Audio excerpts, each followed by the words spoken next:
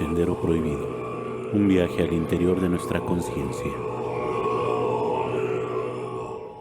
Muy buenas tardes, amigos de Viajeros del Sendero Prohibido. Me da mucho gusto darles nuevamente la más cordial bienvenida a este programa, y hoy vamos a tocar un tema muy interesante: los sacrificios rituales. Y para hablar sobre este tema tengo como coconductor a Nacho Cifuentes, y nuestro invitado de hoy es Juan Langkamp, quien es un investigador y un hombre que está trabajando muy duro en toda la investigación y en la difusión de un conocimiento que nos hace que tomemos conciencia del despertar, que necesitamos tomar en nuestras manos el cambio, ese despertar de conciencia que hará que el mundo tome otro cauce.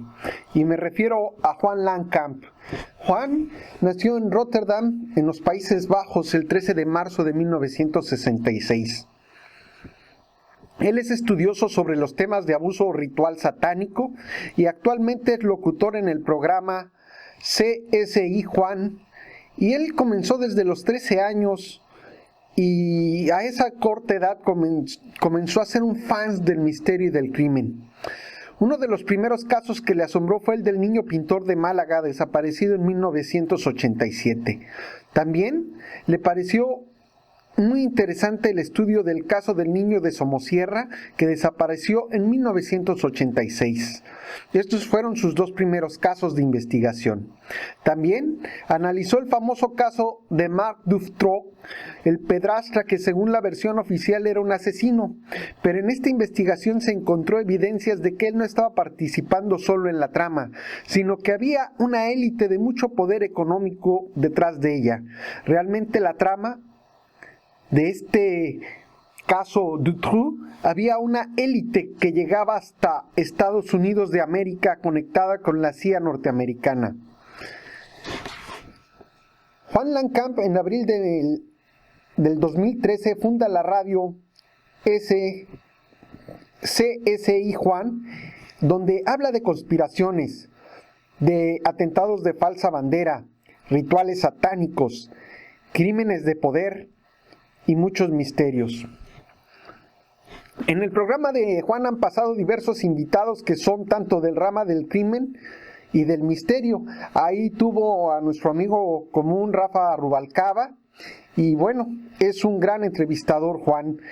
En diciembre del 2014 se convierte en corresponsal para New Inside Out para Estados Unidos y Canadá. En abril del 2015 le nombran director de área de información en el Centro Nacional de Ciencias, más conocido como CENIC Center. En octubre del 2015 ficha por Radio Cantilla la sección Los Secretos de la Matrix, que se transmite a través de Ciencia y Más, y que se puede escuchar en la radio de Sevilla en el 107.0 FM. Y bueno, este es nuestro invitado Juan Langkamp. Le damos la más cordial bienvenida y vamos a empezar este programa. Bueno, la verdad que Crímenes de la Élite es un tema bastante espinoso, un tema bastante polémico, ya que sois, bueno, uno es de México, pero tú, Mauro, vives allí en Canadá. Tenemos dos casos bastante polémicos, y tan polémicos que implican hasta uno de los antiguos primer ministros de Canadá, que es el señor Stephen Harper, que fue el primer ministro número 22 de Canadá, que estuvo desde el año 2006 hasta el año 2015, y era conservador del Partido Liberal, que creo que aún sigue activo en la política. Partido Conservador, Juan. Liberal. No. Conservador del Partido Liberal. Es diputado y sigue siendo miembro del Parlamento, y era el líder del Partido Conservador. Conservador, bueno, unos ponían que era del Partido Liberal. No, del Partido Liberal es el actual primer ministro Justin Trudeau. Vale, pues rectifico, gracias por rectificar el dato. Bueno, entonces hablaban de este señor Stephen Harper, que estaba implicado en la trama, supuestamente, del señor Robert Pickton. Bueno, el caso es de que el señor Robert Pickton es una persona, un un esquizofrénico, y eso es el diagnóstico que se le dio. Este era un granjero que tenía el Piggy's Palace, a donde cuidaba de sus cerdos, ahí en Vancouver. Y este señor, al parecer, empezó a delinquir ya muy de joven, con el alcohol, agresiones y robos. Y entonces Robert Picton empezó sus cacerías, unos dicen en 1983, unos dicen en la década de los 90. Y este señor frecuentaba por la zona del Vancouver Downtown Eastside, que era una zona donde frecuentaban prostitutas de origen de indígenas canadienses. Y este hombre, pues de repente le entró la obsesión, según dice la versión oficial, de raptar a estas prostitutas que eran indígenas, todas que murieron eran indígenas, que es lo curioso y lo llamativo, ¿no? ¿Por qué cogían a estas indígenas para asesinarlas, violarlas y después torturarlas, ¿no? Como se llegó a describir en el caso, perdón. Entonces, lo más gracioso de todo es que este señor lo quieren acusar de 20 asesinatos y solo se le acusó de 6. Y el lapso de tiempos de 1983 hasta el año 2002. Curiosamente, en estas investigaciones se descubre que el hermano, que es el Dave Picton, trabajaba para los Hell Angels, para los Ángeles del Infierno, y traficaba con snuff movies. Y este sitio que os he mencionado, el Piggy Palace, era conocido porque ahí se frecuentaban conciertos, orgías y reuniones de la alta encurnia de la política de Canadá. Incluso hasta gente de la policía de Canadá, que se llama la Royal Canadian Mounted Police, que muchos de ellos son miembros del culto satánico RCMP Satanic Cult, ahí en Canadá. Y lo más curioso del dato es que, si nos ponemos a analizar, cerca de ahí hay una base en Alberta, en Calgary, que es una base aérea que se ha hecho uso del MK Ultra, conocido también como el proyecto Monarca, porque se llegó a comentar, y esto ya son rumores, que el Robert Picton, su modus operandi, era muy similar al que se usaba en estos proyectos de tortura y control mental. Entonces Robert Picton se hizo una investigación alternativa por el señor Weber y el señor John Kelly, que es analista de audios y capta, digamos, esos detalles ocultos que no capta ningún medio de comunicación, y encontraron una información y un mensaje bastante oculto, que era que este señor hablaba de ritos satánicos. Entonces, en una radio de Vancouver, esto lo contó el señor Weber en el vídeo, hablaron de que había multimillonarios implicados, más un montón de altas personalidades. Entonces les vetaron directamente. Entonces, directamente ya consta directamente que el señor Robert Picton era lo que se le podría llamar reclutador. Secuestraba, raptaba para estas élites. Y estas élites participaban en estas orgías satánicas, y de ahí pactaron que él tendría que comerse el marrón. Entonces, en el Piggy Palace se frecuentaba la prostitución a través de estos clubes de alterne que había en el Vancouver Downtown Eastside. Entonces es curioso, ¿no? Todo esto llama mucho la atención porque luego, en la década de los 90, tuvimos una pareja que actuó sin... ¿Cómo os digo? Lo hicieron, vamos a matar a todo aquel que pillemos, ¿no? Resulta que una pareja de Canadá, de la zona de Ontario, esta pareja se llamaba Paul Bernardo y Karla Homolka, asesinaron, pues, ni nada más ni nada menos, vamos a decir así, a cuatro personas en conjunto, pero luego Paul Bernardo, antes de conocer a Karla Homolka, había realizado 13 violaciones. Estos asesinatos ocurren entre 1990 y 1992.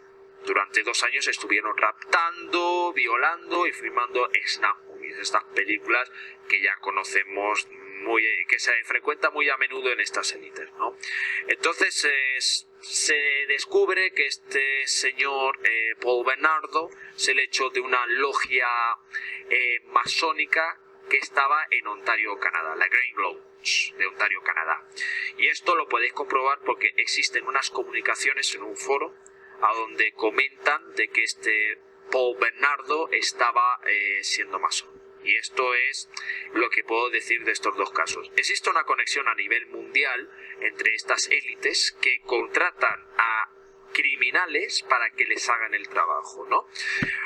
Esto lo tengo más que confirmado porque hace 3 años atrás realicé un estudio del caso Marc Dutroux. Marc Dutroux era conocido como el pederasta y criminal que raptaba menores con una furgoneta con su cómplice Michel Livrier, y este sujeto se las llevaba a su búnker que tendría en Fournier, en Charleroi, ahí, y luego tenía 7 propiedades, entonces se las llevaba en diversas partes, en Jumet, en Charleroi y en diversas partes. Entonces es curioso porque cuando vi lo que había con la documentación, descubrí que habían implicaciones de altas personalidades del mundo de la política, el mundo económico, el mundo del narcotráfico y el mundo militar. Entonces, detrás de esto había una falsa bandera. Quiero decir, cogen a estos criminales para hacer falsas banderas. Y luego hablan de que son los que tienen los vídeos NAV, cuando en verdad los que pagan y financian esas cintas son la gente de la alta encuria directamente. Entonces, directamente tengo que decir que aquí hay una gran implicación de estas sociedades secretas que se les conoce como los Illuminatis, sin generalizar, como digo, la masonería, etcétera, etcétera, más las sectas satánicas, ¿no? Que están con estos pactos secretos que tienen estas órdenes de alto poder, ¿no? Y bueno, ahí doy paso. Adelante, Nachito. Mira, ahondando un poquito, te voy a dar algo. Y esta información circuló en las redes aquí de manera nacional en México. Es algo que habla y toca el tema de lo que habla Mauro, de lo que hablaste tú. Y esto está en 3.0, que es una página de la web, un blog aquí nacional, donde habla de un hecho acontecido el 10 de septiembre del 2015. Dice, en Villa Victoria, Chinicuila, casi para pasar a Jalisco, en un punto de revisión de autodefensas, no sé, ese es otro tema, hay autodefensas aquí a razón de cómo el crimen organizado ha tomado de manera, bueno, esa es otra historia. Detuvieron un camión estos autodefensas, donde al abrirlo se percataron de que había cuerpos congelados, algunos eran de niños y les faltaban algunos órganos. Se presentaron soldados y se hicieron cargo, no se supo qué pasó con ellos. De un año a la fecha se han visto cuerpos desnudos, abiertos, sin nada por dentro, afirma una autodefensa en entrevista para este medio. Dice que lo vivió, pero mucho antes los rumores llegaron a Tamaulipas, decían que se estaban abriendo a las gentes y sacándoles los órganos. Primero no lo creyeron, y cuando se dijo que era una leyenda, se reafirmó la incredulidad. Meses más tarde se habló que en la zona de Tierra Caliente, a los migrantes mexicanos y centroamericanos los esperaban en las rutas ya conocidas. Y eran convencidos, bajo engaños, que les darían trabajo y que les darían comida, agarraban a las mujeres solas y fácilmente a los niños que viajaban sin compañía. En aquella comunidad comenzaron a desconfiar, sobre todo porque llegó un momento cuando algunos migrantes aseguraban que les habían dicho que en ciertas zonas del país les sacaban los órganos a los que querían llegar al otro lado, porque eran los sin nadie. Si les pasaba algo, nadie pelearía por la justicia o por su muerte, serían cadáveres dispersos en alguna zona boscosa. Comenzamos a andarnos con cuidado, porque los únicos que podían estar metidos en esto eran el narco, comuneros y algunas personas de las autoridades.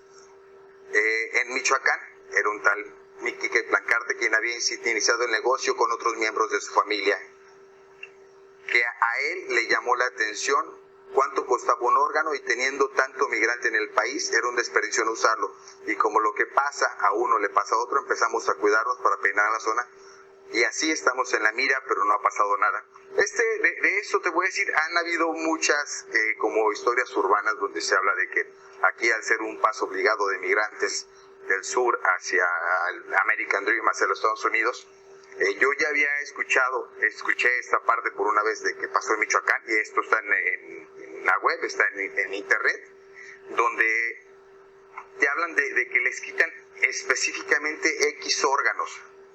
Y aparte, ahorita es muy común encontrar cuerpos quemados de mujeres, niños, hombres. Hace no mucho tiempo, antes de la llegada de Bergoglio aquí a México, se encontró una fosa con 450 cadáveres. Para que te des una idea de cómo, más allá de las implicaciones del crimen organizado, yo también pienso y siento que hay algo muy ritual, porque no es simplemente el pegar un tiro de gracia y ponerlos en una fosa común. Hay desmembramiento, hay decapitamiento, hay tortura previa, y muchas de estas víctimas, a ciencia cierta, no tienen nada que ver con el crimen organizado.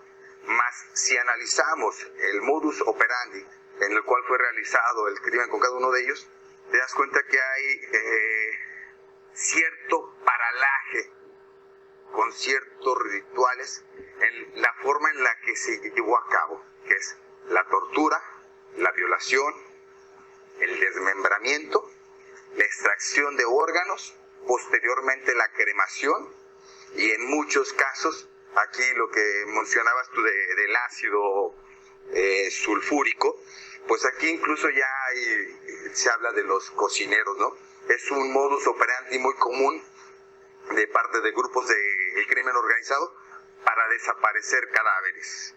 Al no haber cuerpo, no hay delito que perseguir. Y cierto es, y hablamos de que es un tema muy delicado, de que, pues sí, esto sucede ante los ojos de las autoridades, y sin que las autoridades, o si bien es cierto, no sale la noticia, no se divulga la información y no circula con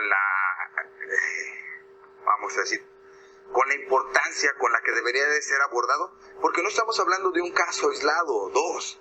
Te estoy hablando de que simplemente 450 cuerpos encontrados en un solo rancho. Sí. Bueno, es una cifra bastante escandalosa, Ignacio, pero me doy cuenta, Ignacio y Mauro, de que... Y ahora bien, 450 cadáveres, ¿y qué han hecho con todos ellos, no? Porque estabas comentando las características, el tipo de características que se usan para asesinarlos, ¿no? A estas personas. Y gracias por mencionar el artículo, porque es muy interesante, habrá que echarle una ojeada. En México se da con frecuencia el rapto de personas para estos rituales satánicos, a donde participan los narcos satánicos, ¿no? Hubo un caso hace un par de años de un tal Constanza, que este sujeto, Adolfo Constanza, que hay una historia que comentaban que este señor trabajaba para una división del gobierno mexicano, pero yo no tengo evidencias, no voy a decir que esto sea cierto. Entonces, muchos de los narcos satánicos que actúan en México, Distrito Federal y por otras localidades, hacen esto porque tienen que adorar vamos a decirlo así, al culto a Lucifer.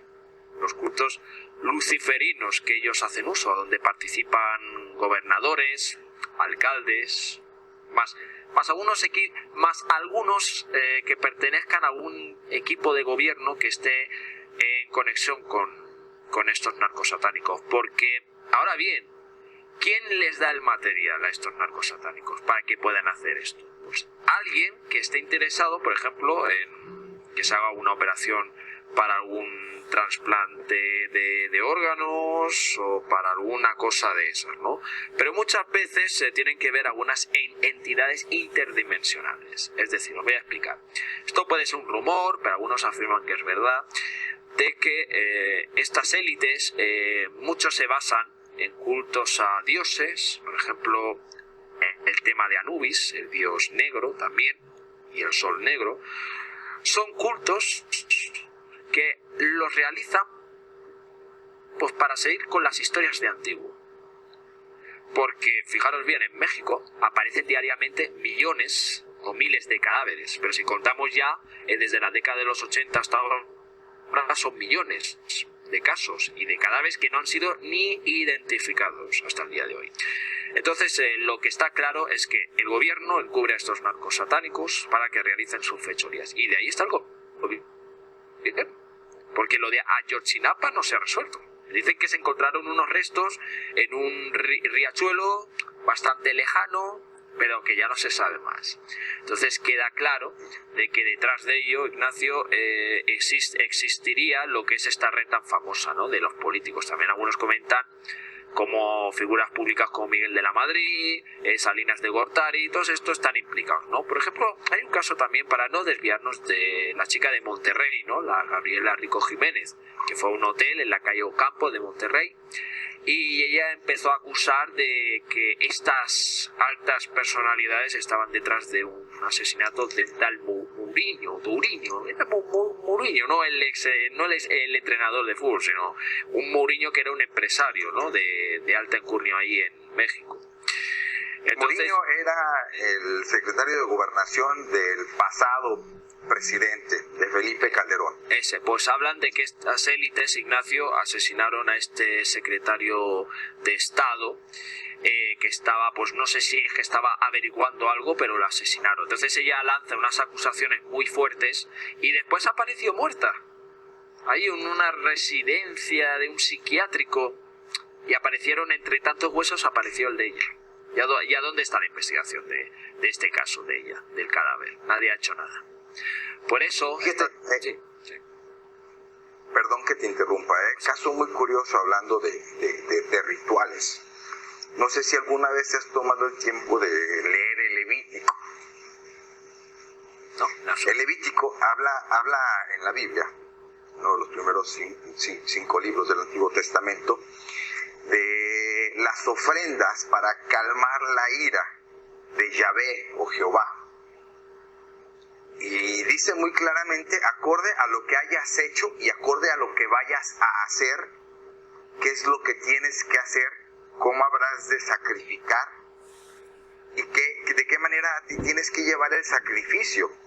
Pero haz de cuenta que estás viendo los pasos para hacer un ritual orisha. No sé si conozcas tú los rituales de sangre de la religión orisha. Bueno, ahí no he indagado en la Biblia, pero has dado un buen detalle, porque yo he indagado más en el tema de los niños, en el tipo de rituales de sangre que se les realiza, y muchas veces son el tipo de culto que se usa, por ejemplo el de Anubis, también el de la diosa de Canaán, de Moloch, Baal, ¿vale? Entonces, bueno, pues sí. Todo esto lleva una tremenda relación, porque si bien es cierto, Moloch, Baal, Belzebub, o el señor de las huestes, el señor de las moscas, es conocido, antes de ser conocido como Jehová. Bueno, esto con mucho respeto, perdón si vamos a meternos en creencias de todos los demás, esto hablando de teorías de conspiración, ¿no? Hablamos acorde a lo que no vas a encontrar, o vas a encontrar muy poco material, pero si bien es cierto, de qué manera se rendía el culto. Podríamos llegar incluso hasta los mismos házaros, y después de los mismos házaros, parecería que nada tiene relación entre sí, pero todo en un momento determinado está perfectamente enhebrado y nos puede llevar, como tú lo decías, a las altas cúspides, a lo que es a la central de inteligencia de los Estados Unidos, la misma CIA, y al gobierno házaro, ¿no?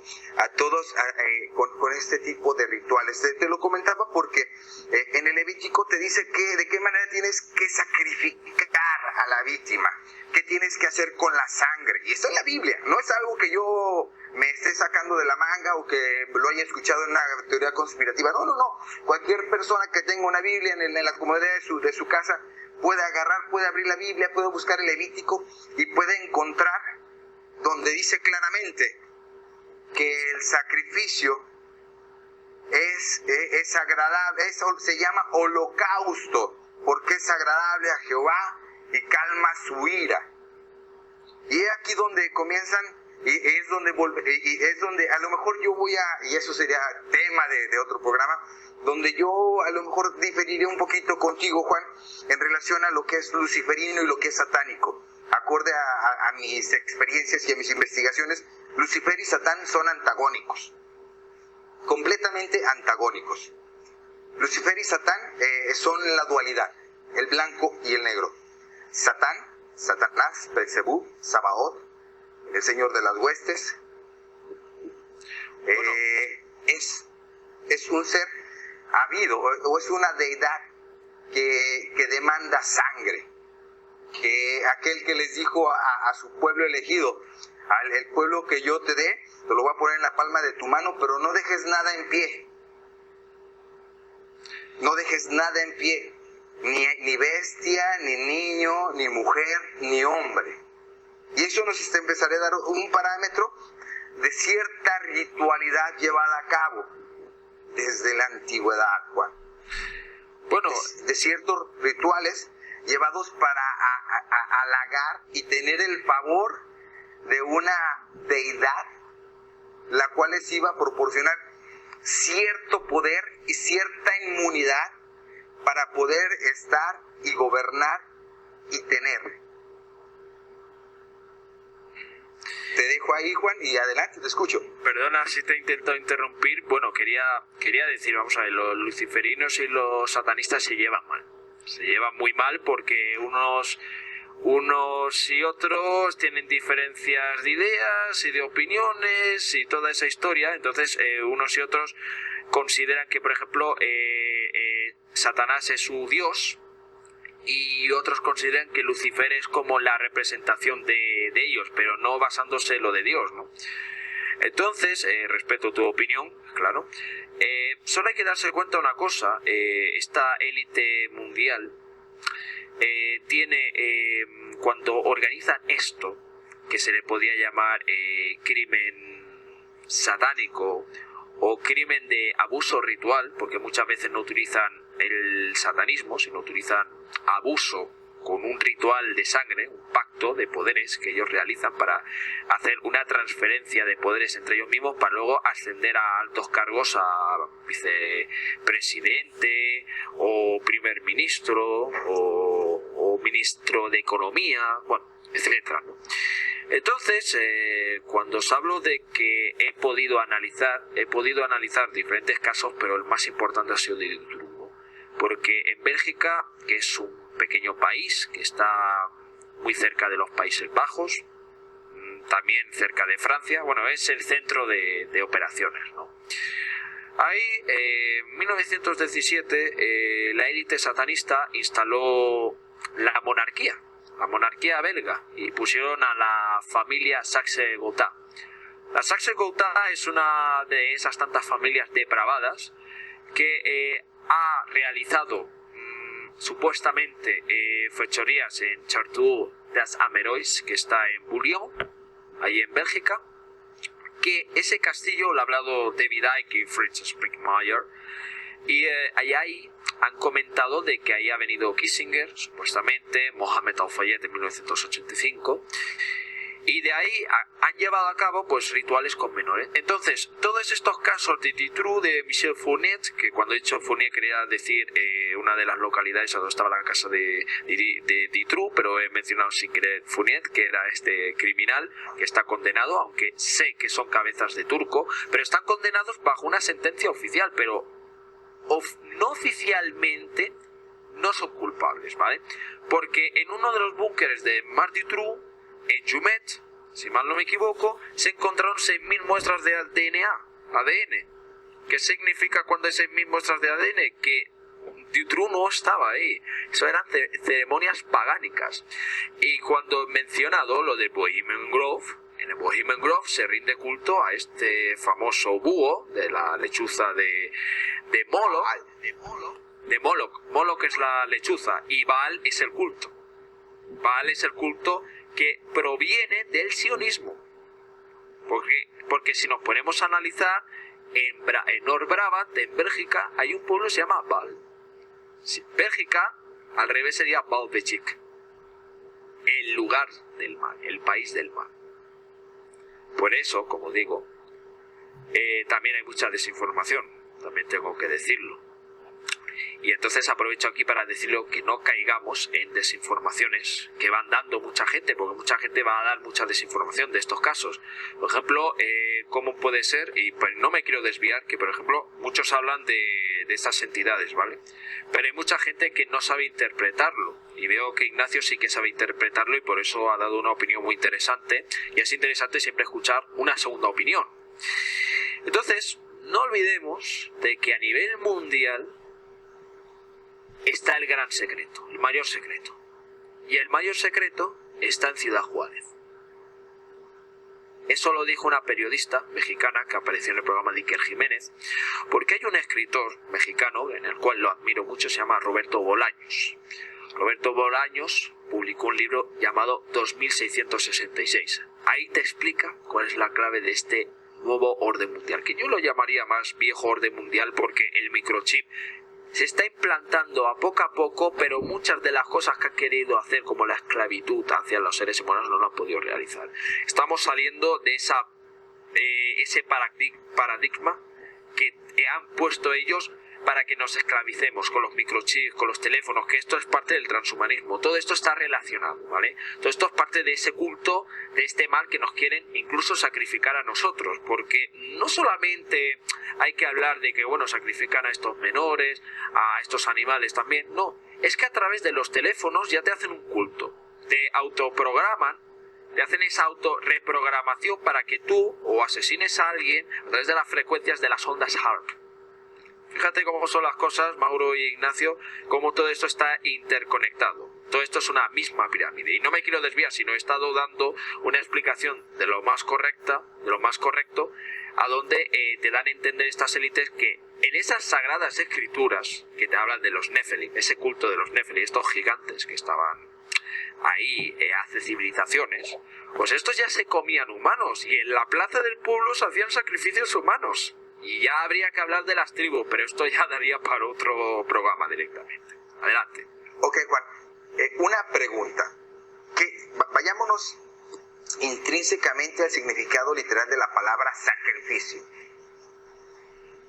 Sacrificio.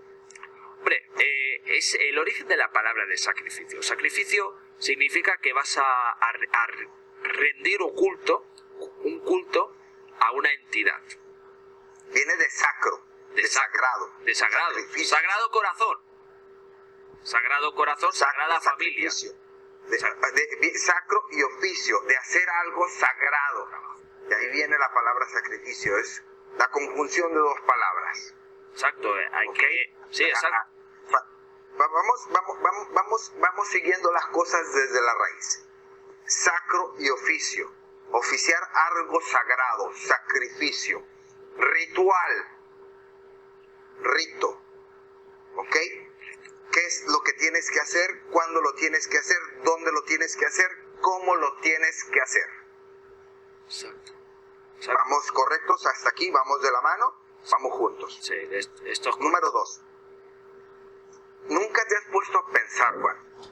Porque ahorita, voy de acuerdo en la edad de hierro, en la edad de cobre, en la edad de piedra, cuando pues la única manera de terminar con la existencia de un ser vivo o era lapidándolo o era por la espada. En estos tiempos la tecnología ha llevado la carrera armamentística a puntos que ni tú ni yo conocemos ni concibimos, ¿ok? Conocemos lo que es la pistola, las ametralladoras, etcétera, etcétera. Pero nunca te has puesto a pensar por qué de pronto se pone de moda decapitar a las personas. Bueno. Desmembrar una persona. Esto se podría... Sí. Sería tan sencillo pegarle un tiro en la frente y se acabó tu existencia. No, hay que hacer que esta es la entidad que va a ser victimizada. Tiene que sufrir.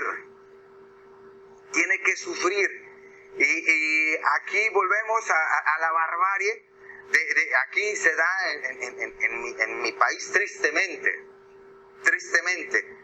donde ve gente desmembrando a otra persona viva.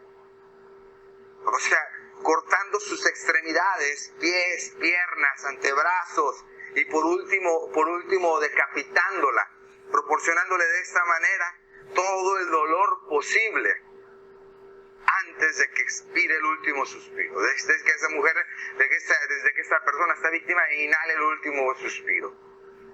Eso es un ritual, eso es perdón, no quise llegar a la manera de sacrificio, pero si lo vemos, están sacrificando a estas personas, buscando algo. Incluso aquí hubo un grupo muy temido en la parte de Michoacán, que eran los famosos caballeros templarios. Para sus iniciaciones, estos señores, a manera de ritual, a los nuevos integrantes que iban a ser sicarios dentro del mismo grupo delictivo, les pedían, número uno, hacer esto, mutilar a la persona y al último extraer su corazón y comerlo. Esto es un ritual, ¿ok? Tal vez estas personas, me queda claro que no tienen ni la más remota idea de lo que estaban haciendo o por qué lo estaban haciendo, pero cierto es que hay alguien con conocimiento, con uso de conciencia, de causa y efecto, del por qué, cómo, dónde, cuándo debía de hacerse y con qué fin. Y de esto se está dando mucho, no lo sé, yo veo mucho paralaje tal vez con los amigos estos del ISIS en el Medio Oriente, donde, ¿por qué tener que mutilar a una persona? ¿Por qué tener que decapitar una persona? Bueno, podría decir que Isis es la diosa negra, la diosa Isis. Porque es cierto es que si has estudiado, si has metido un poquito... Sí, claro. Voy completamente de acuerdo. Aquí, vamos, hay quien sabe mucho, pero no hay quien sepa todo. Yo veo que tienes mucho conocimiento, pero vamos, esto es un puzzle muy diverso, muchas piezas regadas y muchas piezas del puzzle que no corresponden. Vamos a tratar de poner algunas para tener un poquito del panorama, ¿ok? Yo lo que siento, y a mi entender, es que sí, claro, en este momento se están llevando de manera masiva y de manera muy velada muchísimos sacrificios. Exacto. Muchísimos sacrificios rituales disfrazados en un momento determinado como guerra contra el narco, como guerra entre grupos antagónicos del narco, si tú quieres verlo así, disfrazado de alguna manera como guerras territoriales. Pero si bien es cierto, si tú le preguntaras a cualquier persona del común denominador, oye, ¿te gustaría irte a la guerra a matar a otro semejante? Te diría que no. Exacto. Sí. Diría que no. Más, sin embargo, tenemos una cosa que es la programación. Tú hablabas de eso, de lo que es el MK Ultra, del activar una orden en tu subconsciente, la cual te va a hacer algo que tú jamás concibiste que podrías hacer, como es ir y predisponer de la vida de un semejante ante X tono, frecuencia o circunstancia, ya sea por ARP, ya sea por una llamada telefónica, ya sea de acuerdo a lo que se te haya programado para que dispare el detonador de esa orden. ¡Pam! ¿Vamos? ¿Todavía de la mano, Juan? Sí, correcto. Mira, me gustaría comentar una cosa porque me quedan muy pocos minutos porque tengo que ir a otro espacio. Mira, yo estoy de acuerdo en eso, pero yo no me quería desviar de lo que estaba hablando. Sí que es bueno lo que has dicho, es un detalle importante para que la audiencia conozca lo que significa sacrificios y rituales, ¿no? De rito, trabajo, ¿no? Porque un rito es un trabajo y sacrificios de oficio, ¿no? De trabajo, exacto, es un trabajo y un empleo que estás realizando porque de ahí pagan, ¿no? En eso estoy de acuerdo y coincido, has como descodificado la palabra, ¿no? Que eso es lo importante dentro de esto, ¿no? Pero cuando hablamos de que durante estos miles de años mejor dicho, cuando nos ponemos a analizar cómo es posible, ¿vale?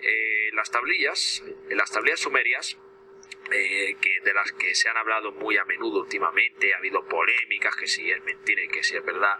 En las tablillas sumerias hablan de estos sacrificios. Hablan de estos sacrificios y se ve como hay un altar. Como hay un altar, aquí voy a poner, dibujarlo, un altar aquí y aquí se ve la ofrenda.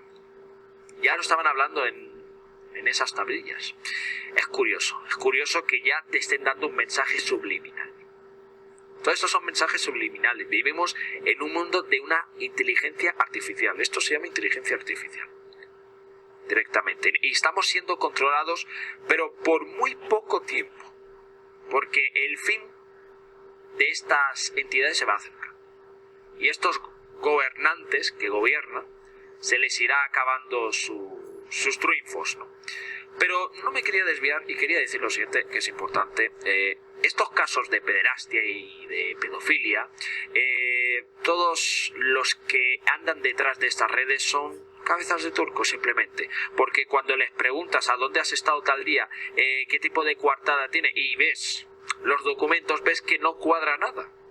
No cuadra nada porque ya se les conocía anteriormente en la policía. Y digamos que en los cuerpos de policía hay mafias que trafican drogas, que trafican con menores, que algunos ya retirados tienen ciertos accesos a los cuerpos de estas élites y pueden hacer lo que les da la gana directamente. Por ejemplo, pueden controlar la Scotland Yard, la Interpol, la Europol, las policías de cada país. Y así funcionan estas redes. Y bueno, yo creo que con esto he aclarado algunas cosas bastante importantes. Y que quería hacer una última mención, y ya os doy paso, de que, por ejemplo, todas estas personas que hablan del caso Dutroux, que no se base tanto en películas o cosas de esas, porque yo respeto que puedan compararlo con una película. Pero lo que no me parece lógico es que no te estén hablando con los documentos, como he hecho, y como he hecho desde siempre, hablar con una documentación expresa. Y bueno, y también puedo añadir que si al principio, cuando hablo del niño de Somosierra, el niño pintor, me desvía un poco, ha sido debido a que hace tiempo no había analizado este caso, ¿no? Pero cuando he comenzado a hablar de Picton y de todos estos temas, sí que me he recordado a la perfección. Y bueno, la verdad que agradecido, tanto como a Mauro y Ignacio. También dar las gracias a Rafael Rubalcaba y a Teresa, que es su esposa, por haber conseguido que se haga esta importante entrevista, como digo. También dar saludos a mi colaboradora Amparo Gualamo Gaspar, criminóloga y perito judicial, a Manuel Pitars, a Soraya, y también a Tony Dulpen, que está ahí en Montreal, me parece que está en Montreal. No, en Quebec, rectifico, en Quebec está. Y nada, muy aquí, bien. Gracias también. Juan, antes de que te vayas, me estabas platicando fuera del aire que estás haciendo un trabajo en homenaje a David Icke. Platícanos un poquito acerca de eso antes de que te vayas, eso es muy muy interesante. Bueno, gracias por mencionarlo, porque es un proyecto que la verdad que me emociono cada vez que lo menciono, porque es un proyecto que se ha desarrollado correctamente. Es un proyecto que es un homenaje a David Icke, ¿vale? Voy a amplificar algunos detalles, ¿vale? Mira, se ha creado una serie, ¿vale? Se llama El Mayor Secreto, igual que el libro, ¿vale? Lo que hacemos, los que participamos en el proyecto, es a veces rebatir algunas cosas que ha dicho David Icke, pero no para desprestigiarlo ni nada, sino para ayudar a estas personas que todavía no están puestas en el tema de los extraterrestres, en el tema de los Anunnakis y de estas tribus, también porque muchas de las tribus estaban asociadas a estas culturas sumerias, también reptilianas y todas estas historias. Entonces hemos hecho pues una serie que ya se estrenó el mes pasado, el primer capítulo, casi ya con 4.000 visualizaciones en YouTube, en el canal de Juan. Y ahí pues invitamos a gente que esté especializada en esa materia. Cuando toca satanismo, pues se busca gente que haya investigado el culto satánico y que haya tenido detalles interesantes, ¿no? Por ejemplo, cuando es tema de extraterrestre, hablamos con los investigadores del fenómeno extraterrestre. Entonces, el primer capítulo se llama Un Mundo Nuevo. Hemos hablado con diversos investigadores y estudiosos de la materia, y entonces han expuesto, digamos, lo que les parece este mundo, porque este mundo va a camino de ser modificado para un mundo nuevo, un mundo libre y un mundo que podamos tener las energías libres, ¿no? De Nikola Tesla y todo eso, ¿no?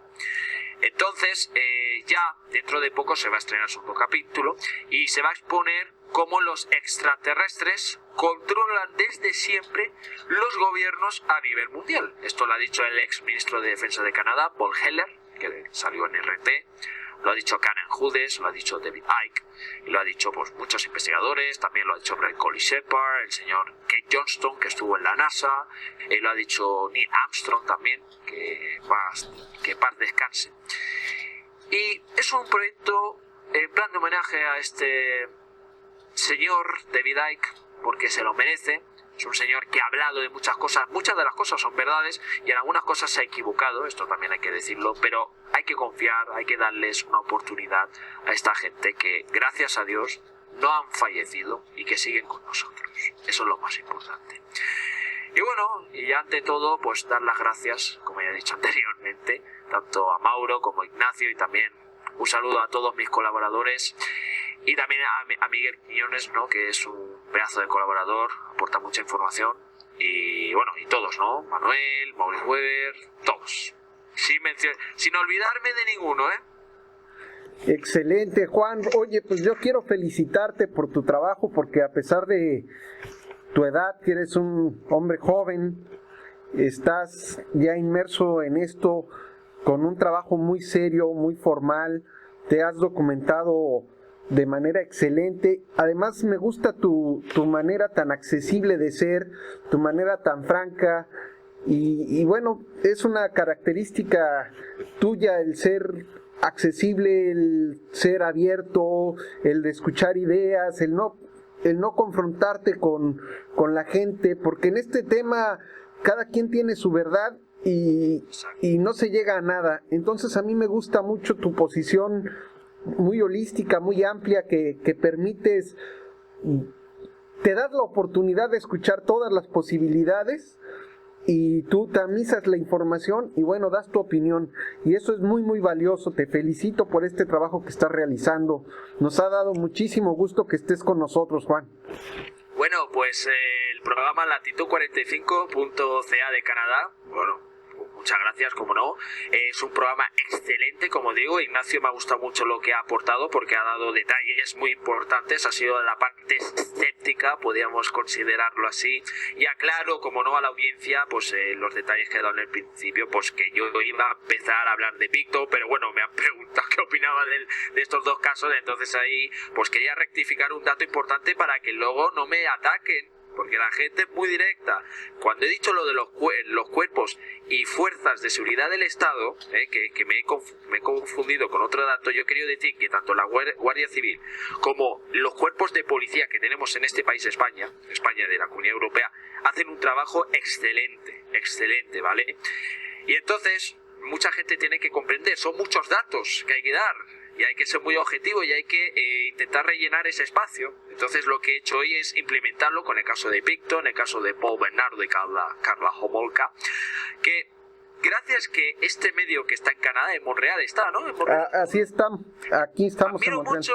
Admiro mucho Canadá, me admiro mucho la gente de allá. A mí me parece que es un país muy interesante, pero lo que a mí me desagrada es que la reina Isabel II tenga el control de ese país, que es una de las reinas más demoníacas que hay hasta el día de hoy, y mucha gente no lo sabrá. Ella es alemana, no es inglesa. Eso, por lo tanto, sin faltar el respeto a la nación de Canadá, lo digo en serio. O sea, yo admiro Canadá, admiro su temperatura, sé que hace mucha nieve y todo lo demás, porque hoy me han pasado una información de que estaba nevando, que había 32% de humedad, bueno, unas cosas que me han pasado. Bueno, esto no va en correlación a esto, pero bueno, yo me alegro que haya gente de habla hispana, que por fin haya gente que esté poniendo voz a gente de Europa. Bueno, pero ¿qué importa? Es todos los continentes, hay que hacer la unión y punto. Esto es todo, de verdad. Exacto, pues muchas gracias, Nachito. ¿Gustas despedirte? Hombre, no, pues gracias, Juan. Jamás fue mi postura, jamás fue mi intención postularme como escéptico. No pasa nada. De antemano, de igual manera, al igual que Mauro, mi respeto y mi admiración para ti como persona, como ser humano, como amigo. No te conozco, pero sé que si podemos tomarnos el tiempo de hablar, Juan, podemos, créeme, créeme, yo sé que tienes muchísima información bastante importante y veraz que vertir para sacudir conciencias, que es lo que estamos pretendiendo. Quitar las barreras de la frontera, quitar las barreras del color, quitar las barreras de la diferencia y llevar la información y la verdad para llegar a trascender y a tener un poquito más amplio y definido el panorama de qué es lo que nos está pasando, por qué nos está pasando, qué puede pasar y de qué manera nos podemos proteger, qué tenemos que hacer y qué tenemos que evitar. Agradezco a sobremanera la humildad, la atención y el detalle que has tenido con Mauro Huerta y tu servidor al brindarnos un poquito de tu tiempo y de tu espacio para darnos esta entrevista. Y espero, y creo que no va a ser el último programa. Habrá más. Vamos a platicar ancho y profundo en los temas que a todos nos apasionan. Esto de la búsqueda de la verdad, bien lo dijimos al principio del programa, no es nada escrito. No es nada escrito, puesto que no está en los libros oficiales, ni hay algo que tú puedas hablar para que diga, la cosa así sucedió, no. Esto nos lo va a dictar el corazón y la conciencia a medida de que aportemos los argumentos para sustentar lo que pensamos y creemos. Te agradezco, te mando un abrazo desde aquí, desde Puerto Vallarta, México, de todo corazón. Y de veras, Juan, me late tu vibra, me encanta la manera en la que abordas las cosas, el tamiz, como lo dice mi amigo Mauro Huerta. Y quedo ansioso del siguiente programa, de poder hablar.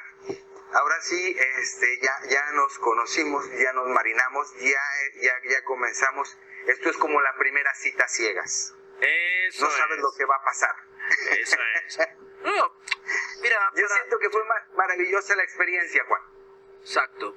Sí, sí, perdona, Ignacio, te quería decir que ante todo, bueno, hace tiempo que no me hacían una entrevista, entonces también me he sentido un poco nervioso al principio, que eso también lo tengo en cuenta. Hay que ir a poco, como dicen aquellos, hay que remar a poco, les abarca, ¿no? Y entonces hay que proseguir esa información.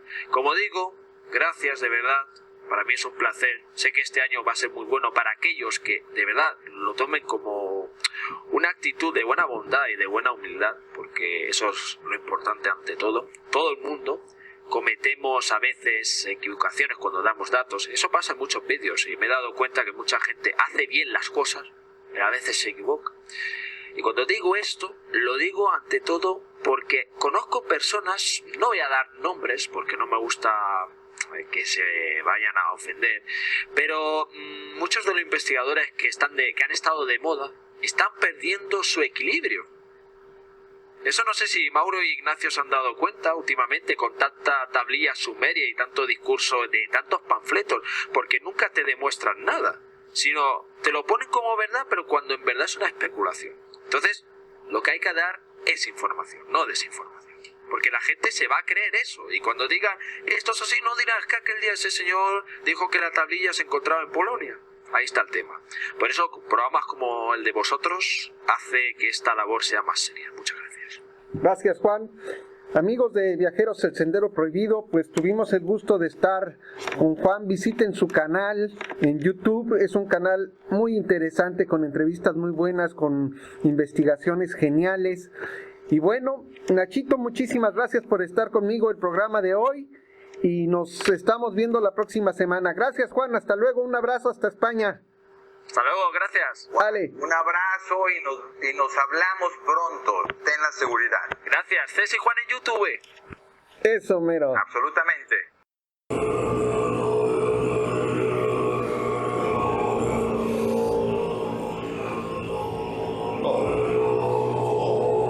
Viajeros, el sendero prohibido, un viaje al interior de nuestra conciencia.